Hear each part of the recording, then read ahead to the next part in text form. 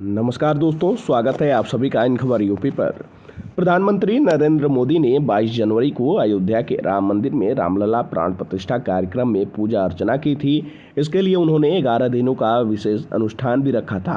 अब पीएम मोदी ने खुलासा किया है कि जब उन्होंने प्राण प्रतिष्ठा वाले दिन रामलला को देखा तो पहली बार उनकी नजर कहां पर गई थी। इसके अलावा पीएम मोदी ने यह बताया कि उन्हें लगा जैसे रामलला उनसे कह रहे थे कि अब स्वर्णिम युग और भारत का समय आ गया है। दरअसल दक्षिण भारत के तंथी टीवी चैनल को दिए एक इंटरव्यू में प्रधानमंत्री नरेंद्र मोदी ने कहा कि रामलला के सामने पहुंचा तो पहली नज़र उनके चरण पर गई और दूसरी नज़र उनकी आंखों पर गई। वहीं मैं अटक गया। कुछ पल तो मेरा ध्यान बस रामलला पर ही था।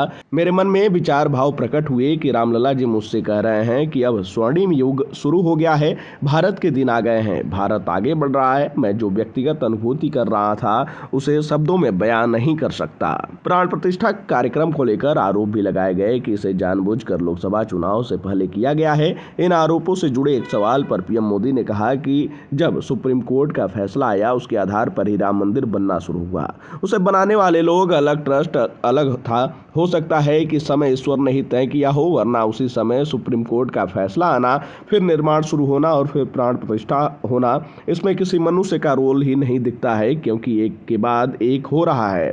जिसने जजमेंट दिया उसे भी नहीं मालूम होगा कि 2024 चुनाव से पहले यह मामला खड़ा हो जाएगा। वहीं राम मंदिर प्राण प्रतिष्ठा को लेकर पीएम मोदी ने यह भी बताया कि मुझे अयोध्या के ट्रस्ट से निमंत्रण मिला था।